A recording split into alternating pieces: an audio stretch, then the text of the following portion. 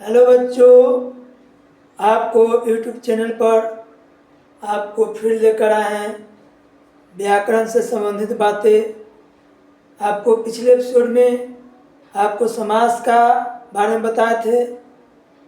आज जो है समास का दूसरा अध्याय बताने जा रहे हैं। बाकी जो भेद हैं आपको हम पिछले अध्याय में तत्पुरुष समास और के बारे में बताए थे। आज हम आपको कर्मधारय समास, बहुव्रीहि समास, द्वंद्व समास, द्विगु समास और अव्ययीभाव समास के बारे में बताएंगे। द्विगु समास कहता है कि जिस समास में विशेषण विशेष का संयोग होता है। कहता है कि जिस समास में आपको विशेषण विशेष का संयोग होता है उसको हम कर्मधारय समास कहते हैं। जैसे आपका है महाकवि। महाकवि का मतलब हो गया महान है जो कवि। यहाँ महान जो है विशेषण है, उसकी विशेषता है कि कवि जो है महान है। तो ये महान कवि जो हो गया या न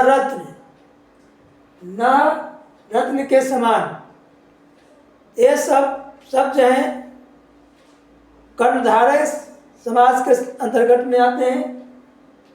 आपको दूसरा है बहुव्रीहि समास। बहुव्रीहि समास कहता है कि इस समास में किसी भी पद की प्रधानता नहीं होती है। यानी कहने का मतलब कोई पद प्रधान नहीं होता है। इस पद में एक विशेष पद ग्रहण करता है, अलग अर्थ ग्रहण करता है। जिससे आपका है बिना पानी। बिना पानी का अर्थ होता है अर्थात सरस्वती। लंब उदर, जिसका उदर लंबा हो, अर्थात गणेश। पंकज, पाका में जन्मने वाला अर्थात कमल। ये सब शब्द जो हैं बहुव्रीहि समास के अंतर्गत आते हैं। इस चौथा है आपका द्वंद्व समास।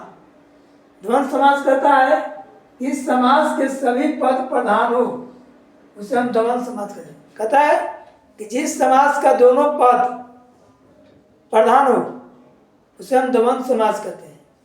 दोनों पद का मतलब है दोनों शब्द, जो दो शब्दों के मेल से बना है उसको हम द्वंद्व समास कहते हैं। जैसे लोटा डोरी, लोटा भी प्रधान है और डोरी भी प्रधान है। यह आपका है माता पिता, माता भी प्रधान है, पिता भी प्रधान है। या फिर आप बोल सकते हैं पिता पुत्र। तो ये सब जो है द्वंद्व समास के अंतर्गत है, जिसका दोनों पद क्या हो, प्रधान हो। आपका पांचवा है द्विगु समास। द्विगु समास कहता है जिस कर्मधारय का पूर्व पद संख्यावाचक विशेषण हो।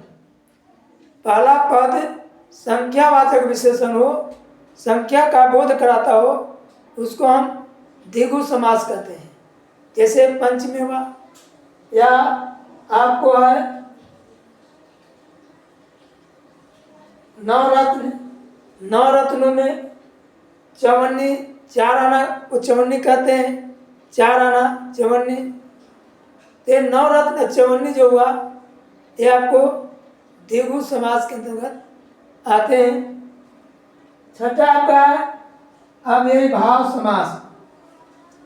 अव्ययीभाव समास कहता है इस समास का पहला पद अव्यय और समस्त पद क्रिया विशेषण।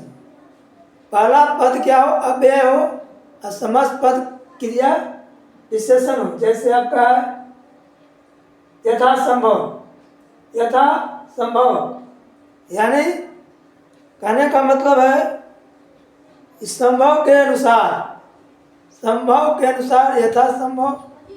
यह आपका है बेरहम, बिना रहम का। ये सब शब्द जो है आपको अव्ययीभाव समास के अंतर्गत आते हैं। ये समास के 6 भेद के बारे में आपको हम बताएं और ये से बढ़िया से अच्छी तरह से आप लोग पढ़ें समझें, ताकि आपको आगे चलकर शब्दों का जो उच्चारण है वो सही ढंग से, सही तरीके से हो और पहचान हो। क्योंकि समास की पहचान जो है शब्दों के अर्थों से ही होता है।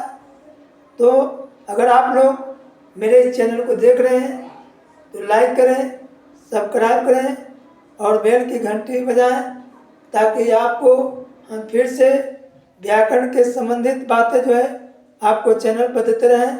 थैंक यू, धन्यवाद।